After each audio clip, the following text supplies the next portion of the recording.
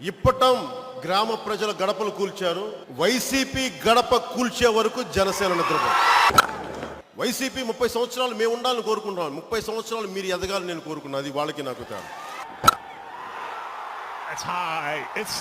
మనుషుల్ని దాడులు చేయలేక, కోడికత్తులతో గీయించుకునే డ్రామాలు ఆడలేక, ఒక పింగళి వెంకయ్య గారి స్ఫూర్తితోటి ముందుకెళ్లే వాళ్ళం కాబట్టి మేము చాలా సంస్కారంగా చేద్దాం అనుకుంటాం. కానీ మీకు అన్ని సార్లు వీళ్ళకి సంస్కారం పనిచేయదు. వీళ్ళకి ఒకసారి చూపించాల్సినే చూపించాలి, ఒకసారి తప్పదు. మీరు నాయకుల్లా ప్రవర్తిస్తే మేము నాయకుల్లా మాట్లాడతాం. మీరు వీధి రౌడీల్లా ప్రవర్తిస్తే వీధి రౌడీలకి మాకు ఏం చేయాలో మా బాగా తెలుసు. మమ్మల్ని మాట్లాడితే నువ్వు రౌడీ సేన అంటాడు ఈయన పెద్ద. మాది రౌడీ సేన కాదమ్మా, విప్లవ సేన మాది. సజ్జల గారు ఏం మాట్లాడుతున్నాం? ఒకవైపు ఇప్పటం గ్రామాలు ఇల్లు కుల్పిస్తాం, లేదంటే మేము హత్య రాజకీయాలు చేయలేక అంటాం. ఏం మాట్లాడుతున్నారా మీరందరూ? నాకు అర్థం కాలేదు.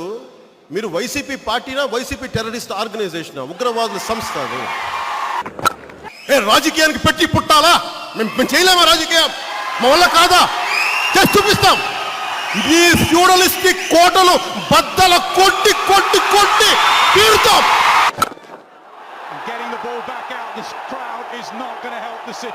నిజంగా నేనే తప్పైతే, నీకు లోపల ఎలాంటి వికృతమైన ఆలోచన లేకపోతే, నా కులం చేత నువ్వు నన్ను ఎందుకు తిట్టిస్తావు? సజ్జల గారు మీకు ఒకటే చెప్తున్నా, గుర్తుపెట్టుకోండి. నేను ఛాలెంజే విసురుతున్నా. మీరు ఎలా గెలుస్తారో మేము చూస్తాం.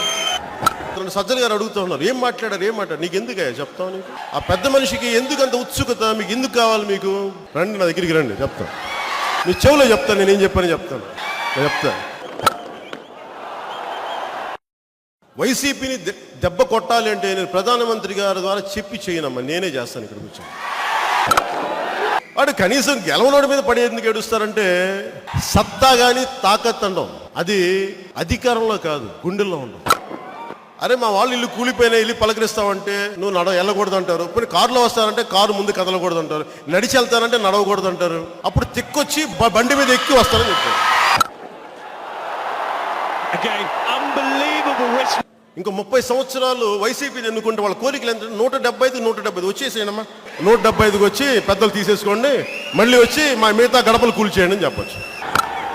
వైసీపీ నాయకుల కుటుంబం కానీ వాళ్ళే కనుక స్వాతంత్ర ఉద్యమంలో పాల్గొని ఉంటే, మన అదృష్టం పాల్గొలేదు. వాళ్ళు వైఎస్ఆర్ కడప జిల్లా అని ఎలా పేరు పెట్టారో వాళ్ళు వైఎస్ఆర్ ఇండియా అని పెట్టేసేవాళ్ళు. మళ్ళీ నవ్వులకి అస్సలు లోటు ఉండదు. సమయం సందర్భం లేక నవ్వుతూ ఉంటాడు అనుకో, అది వేరే విషయం. నవ్వు 4 విధాలు చేయటున్నారు అని తెలియదు స్వామి. ఏడుస్తున్నప్పుడు అలాగనమ్మా, బాగున్నారా, చచ్చిపోయారా, ఓకే ఏంటి అస్సలు పోయినాయా, ఎంత పోయినాయి? 10 కోట్లు పోయినా, ఓకే ఓకే. గడపలు కూల్చేశారా? అలా అనకూడదని, తప్పది. నవ్వి గడపలు కూలిపోయినాయమ్మా, బాధగా ఉందని చెప్పు, నటించండి కనీసం బాధ లేకపోతే.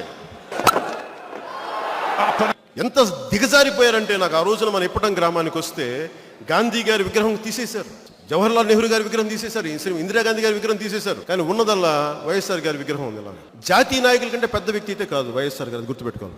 ఆయనే అంతున్నప్పుడు వాళ్ళ అబ్బాయిని ఏ స్థాయిలో పెట్టాలో మనకు తెలుసు కదా. మీరు కనిపించిన వాటి దగ్గరల్లో డబ్బులు అడుగుతారే.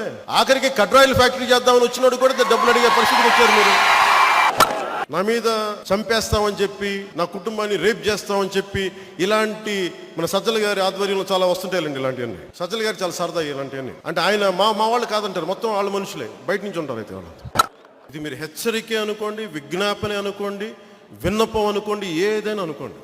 మమ్మల్ని బెదిరించి మా అండగా ఉన్న ఇప్పటం గ్రామం ప్రజల్ని కానీ ఇలా భవిష్యత్తులో ఎవరినైనా సరే, ఎవరిని మీరు ఇలా ఇబ్బందులు గురి చేసినా ప్రతి వ్యక్తికి కూడా నేను మర్చిపోను. నేను ఏం చేయగలం నేను చెప్పను, చూపిస్తాను. ఈసారి నేను చాలా వ్యూహాత్మకంగానే ప్రతి అడుగు ఆచితూచే వేస్తాను. దానికి నాకు మీ సంపూర్ణ సహకారం నాకు ఇవ్వండి.